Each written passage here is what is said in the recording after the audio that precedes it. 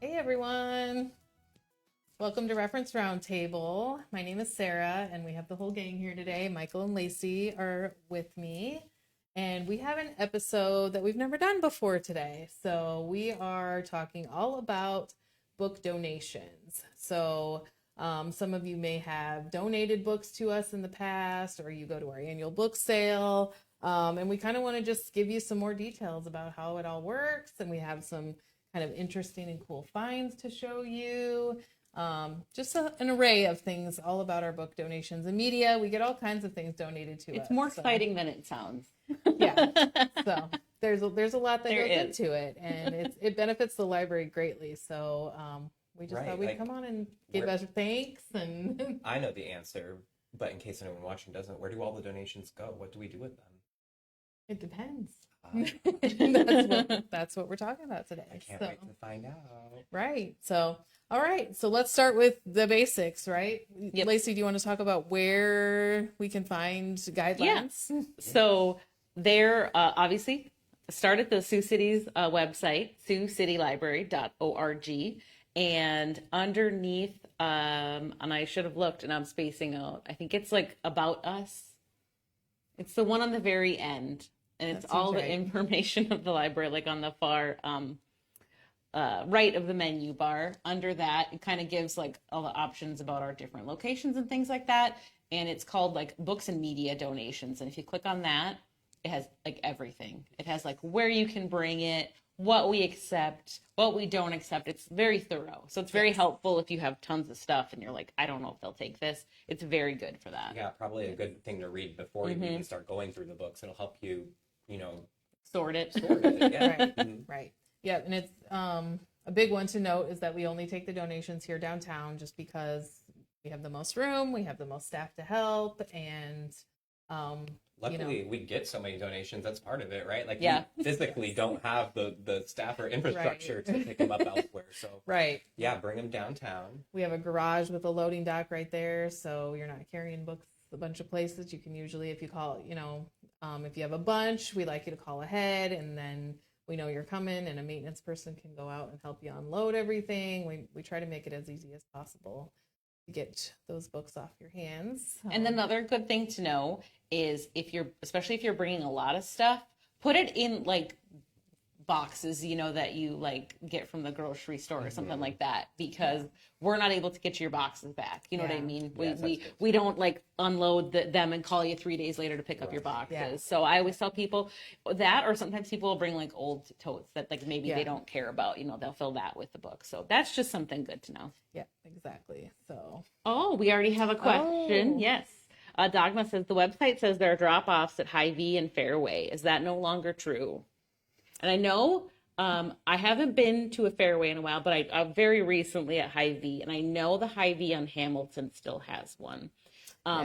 It is just basically like a big wooden box for books. So that is good if you've got like a handful of books that you just read and don't need anymore, but definitely not going to be the place to go if you have boxes and boxes. Like so it's definitely still there at Hy-Vee, I know. And I'm guessing it's probably still there at Fairway as well. And again, I don't believe it's at all the locations, just some of them. So whatever locations are listed on the website, I would trust those.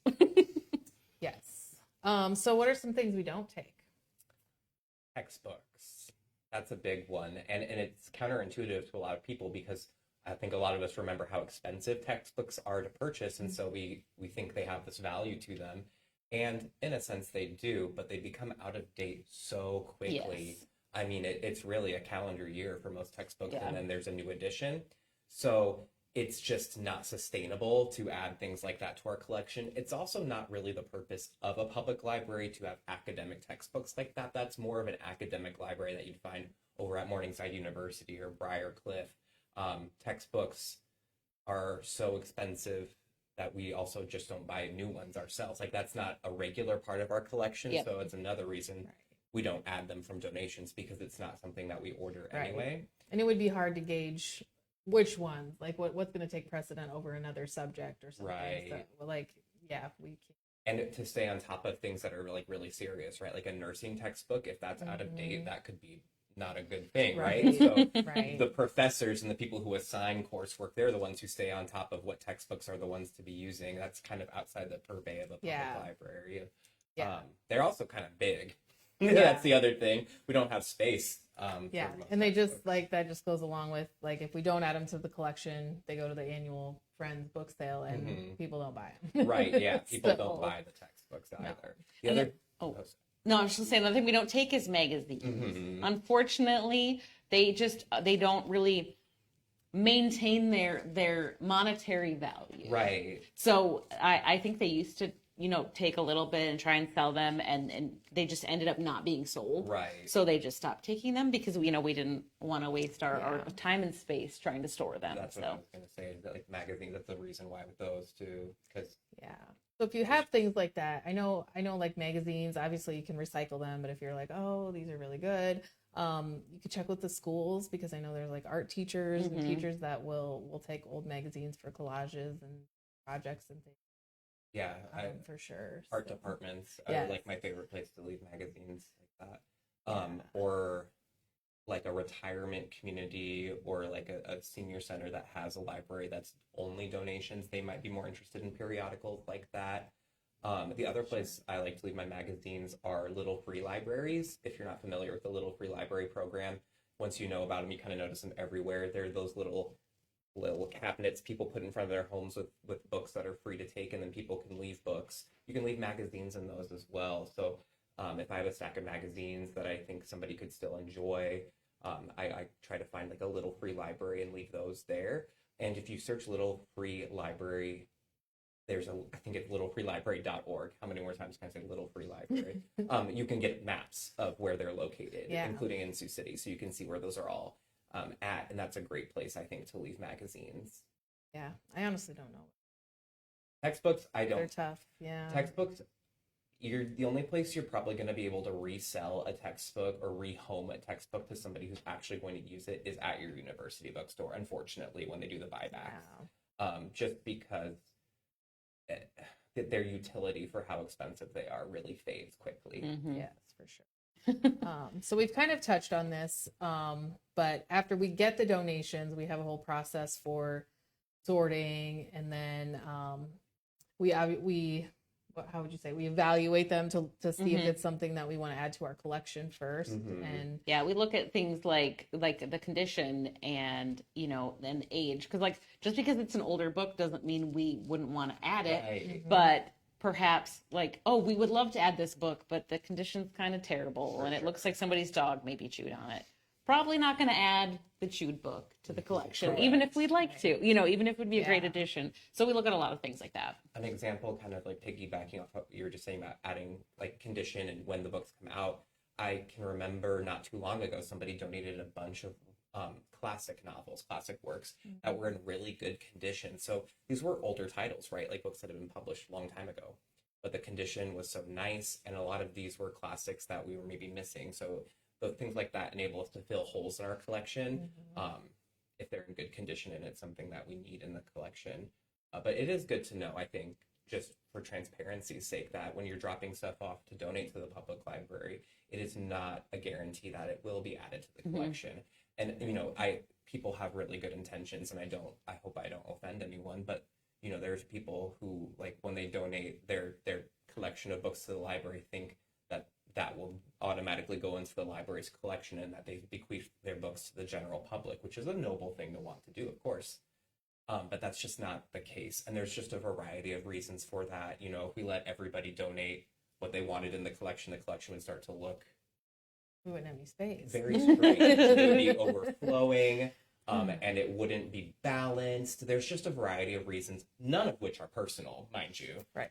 That not every book gets put in the collection. It really is, just kind of part of a librarian's job to assess what the collection needs. Yes.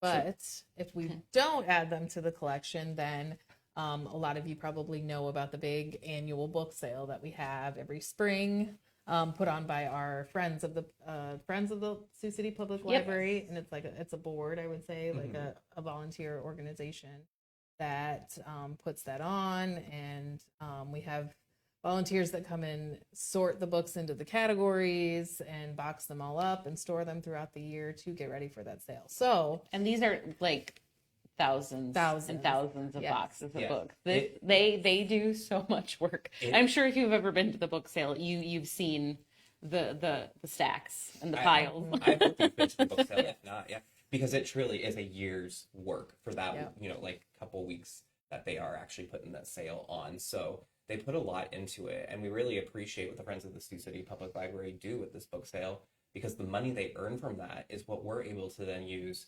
for, collection development, for new displays. A lot of it goes to our awesome summer reading program as well. They pay for a lot of the really cool prizes that we give to the kids that come in and read and attend. We wouldn't be able to do summer reading without their help. Yep. You know what else we wouldn't be able to do without their help?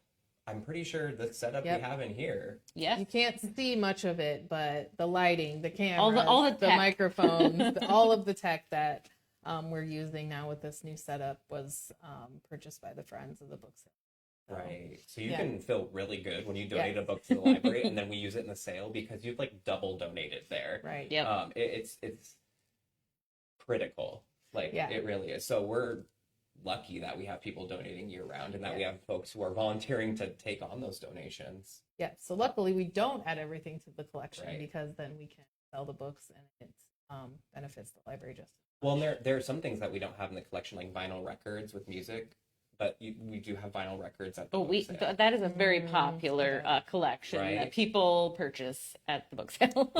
One thing that I think may be good to note now, since we have this new library of things, which hopefully you've had time to explore, we also don't take donations for that. So we don't take board games, little tools for the library of things like that.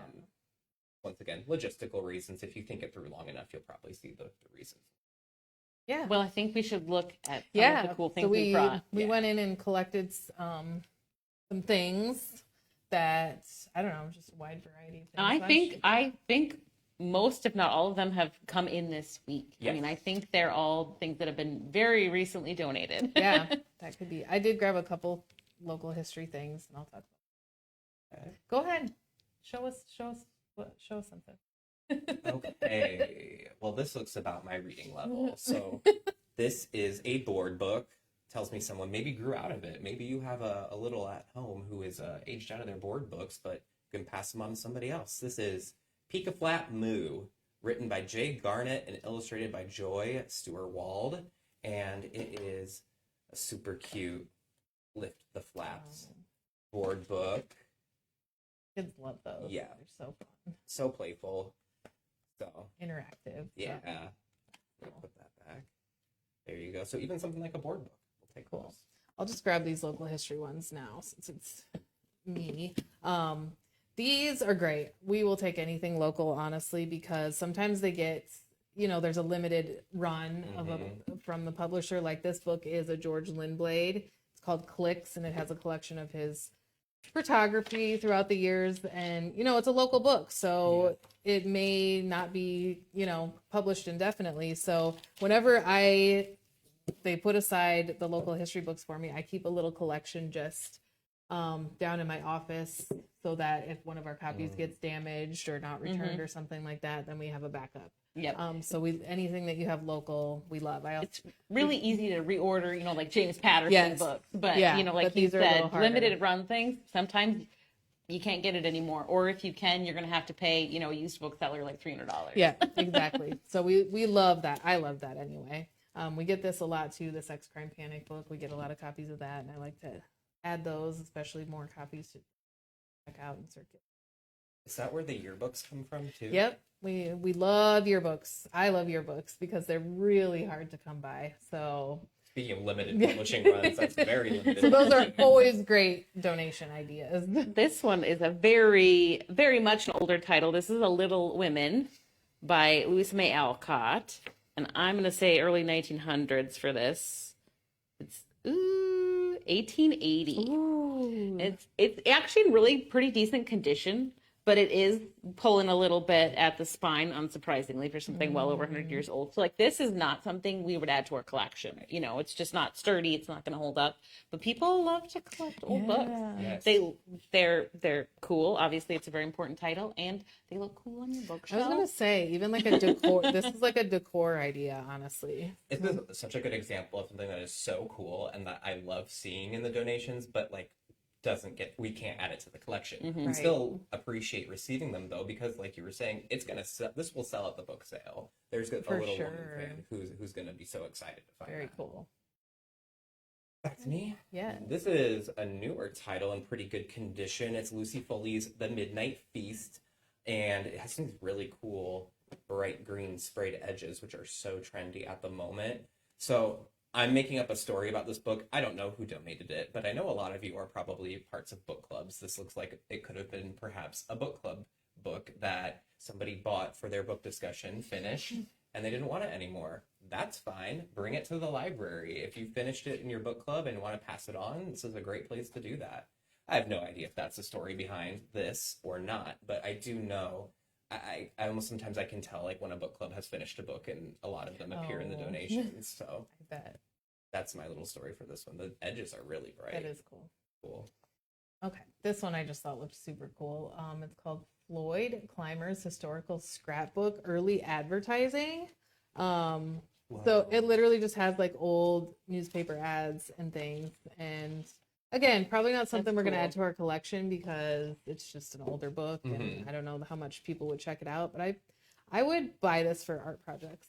Yeah. Yes. Like for collages and different things, because it's just super cool. And like, you know, it's hard to come by old newspapers and things now, but a book like this, Got it all in one place. If you using this as inspiration for any of your displays, like the graphic True. design, Yeah. you kind of like to do that vintage touch with your displays. yeah, And that's like, this could be a good resource for that. yeah. But what a cool find to come across that at the sale. This one captured my attention right away. It is Mountaintop Mystery by Gertrude Chandler Warner. And if that name is familiar to you, it's because she's the Boxcar Children author. So this is in the Boxcar Children series. And I love those That's so books. fun. And I did just too. love that it's like an older, I don't know, probably like 50s or 60s edition of it. And like, how cool.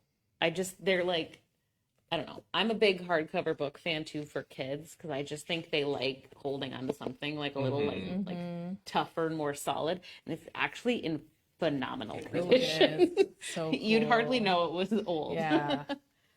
So say cool. And the something? Boxcar Children are just always popular. It's such good art, like really good It's art. really neat. Can I say something corny? I kind of hope that like years down the line, there's still a library book sale, and that I can go to the library book sale and like find like a copy of a book that I enjoyed when I was a kid, because I feel like if this was the version of the Boxcar Children you read, like how nostalgic would it be to come across it at the book sale? I would be like so happy. Cool. This one.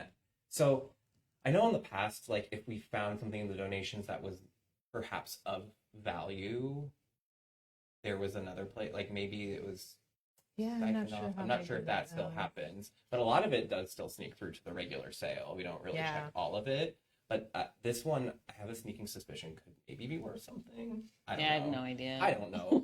We are librarians. We're not I appraisers. think No. we do get collectors that come from miles away Right. to, you know, Like- go through all the books. And This is a first edition Charlie and the Chocolate Factory. how cool, though. And once again, in really good condition. Like, I'm turning the pages. The spine is broken, but like barely. Really cool illustrations. Cool as in creepy because it's Roald Dahl, but it's just such a time capsule. And so I don't know. Maybe it's worth something. Maybe it's not. Maybe it's just worth something to you, Right. and you're gonna want to find it at the book sale. If you're a Interesting. Charlie and the find. Chocolate Factory fan. Okay, well, let's go this. So this is cool. It's like a children. Is it a children's book? I don't know. I can't tell.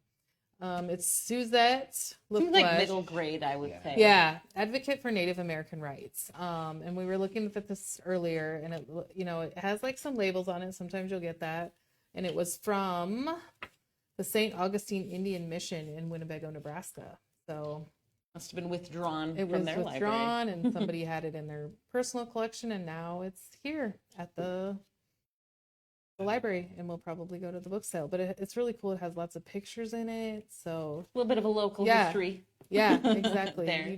You have no idea what you'll find. So This is neat. very neat. I love seeing like book cover art through the ages too. It was definitely a book that I remember seeing at the Scholastic Book Fair when I was little. Mhm. We've got The Stinky Cheese Man and Other Fairly Stupid Tales by John Shishka. Yeah, I'm not going to. Jessica. Stinky Cheese Man, you'll find it. Yeah. I'm sure we've got a copy. This was, I think, probably in the 90s it came out. Yeah. And it was Yeah. super, it's exactly that. It's kind of these goofy tales of chicken licking, the really ugly duckling, and stuff like that. So, again, probably something we already have and don't need, but that's going to make some kids day. Yeah, for sure. And their mom or dad or grandpa, gets that for them at the book sale. I loved this book when I was a kid. It definitely came out during my childhood, and I have a And lot it's of a it. Caldecott award winning, as the front shows us. Cool. Oh, speaking of childhood, The Woman's Day Book of Best Loved Toys and Dolls. Complete instructions for over 115 irresistible playthings for infants, toddlers, and children. And we have these merry, multicolored bears on the front if you want to sew some stuffed little plushies. Oh, some of these are really creepy. Some of these are really cute. This is one I could also see somebody buying this for like a collage. It also has things that I think you could cut out and use for art. But it also has lots of really fun craft ideas that just because it's an old book doesn't mean you can't still, I don't know, let's see, make a, holy moly, a full Star Wars set. That seems like it doesn't go with anything. Right? I wouldn't have expected to see Yeah. that in here, but the donations are always full of surprises. Well, I think this is really fun. 'Cause I was 13 in 1997, so it's a yearbook from 1997 of People Weekly. So I don't know if they still come out with these, kind of like a year-end wrap Yeah. on just the happenings of the year, just like actors and actresses that have been really popular and newsworthy events. Robert Downey Jr.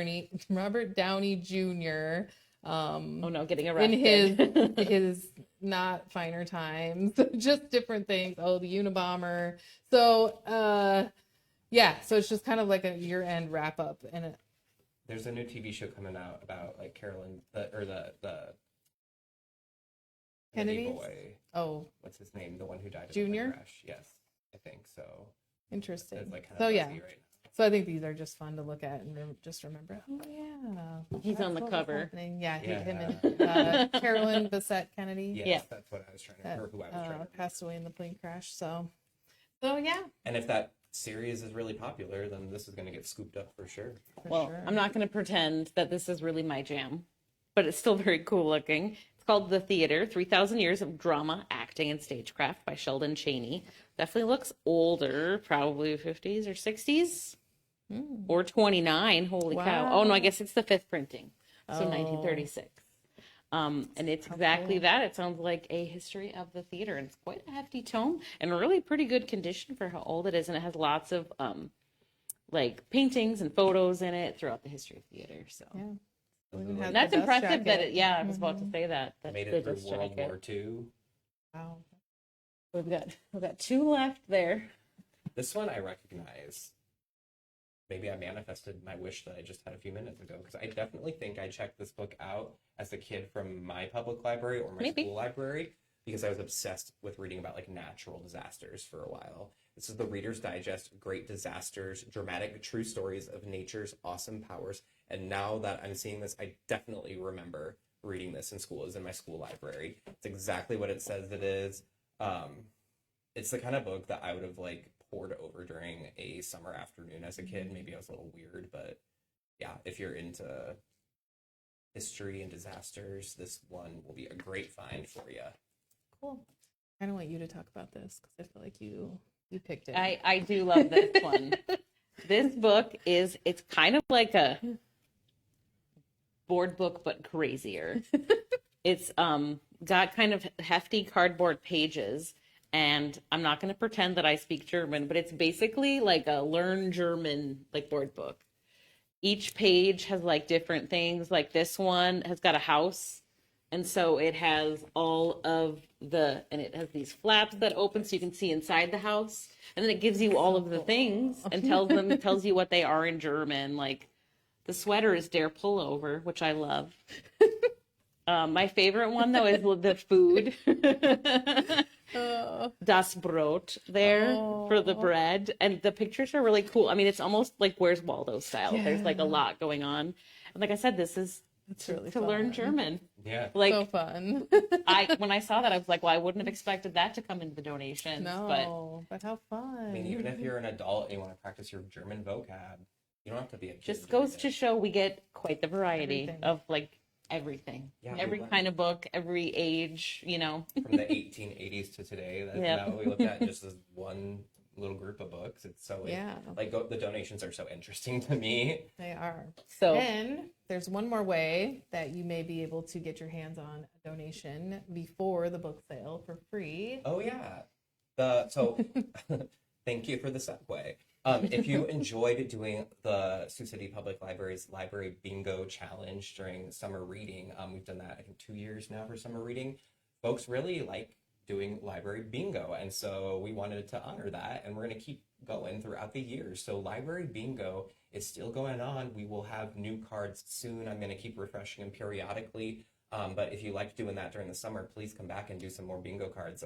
We have new ones. You can pick up your bingo card at any library location, but you do need to complete or bring your completed bingo cards to the downtown library. That's where you'll turn them in to get your prize, because the prizes are free books that come from the donation. So we have a cart upstairs, and they are all the books that you get to kind of like thumb through, just like you're at a used bookstore after you complete your bingo, and you can choose one to take home with you. So it's another way to kind of get your hands on a donated book. Definitely. So yeah, bingo cards are out. Grab one, and then you'll get a book. You won't even have to wait until usually April, I think is when they usually do the April. book sale. Yep. So yeah. Yeah, cool. So yeah, just thanks again to everyone that donates. No matter what, it benefits the library, and we appreciate it so much. So definitely check out those guidelines. If you can't find it on the webpage, give us a call. We can walk you through some things over the phone and all that too. So What I guess I should also say thank you to everyone who came out to trivia last night. I'm a little sleepy today because we had a lot of fun at BA's. Lacey and I were there. We did Library Card Sign Up Month trivia. I know I saw a few Reference Roundtable viewers there. So always great to see y'all out in the real world, and keep your eyes peeled. We'll do trivia again. But thank you all for a lovely night of trivia last night. all right. Well, with that, we are finished. I don't know what we'll do next week, but we'll be here at 3:30 on Thursday like usual. So hopefully you join us then, and have a good rest of your week. see you later. Bye, everyone.